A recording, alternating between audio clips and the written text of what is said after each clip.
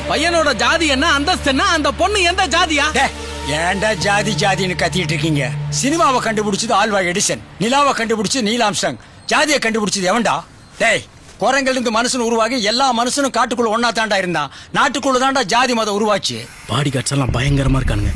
பக்கத்திலே cameraman media கிட்டேன்னு போயிட்டானுங்கன்னா ஜாதி அரசியல் இங்க ஒர்க் அவுட் ஆகாது சரண்டர் ஆயிட வேண்டியதுதான்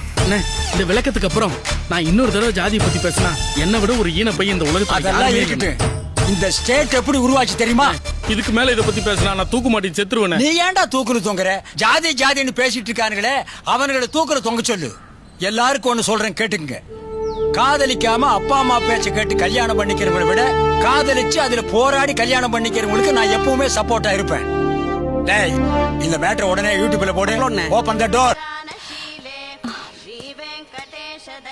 ஸ்டாப் நோ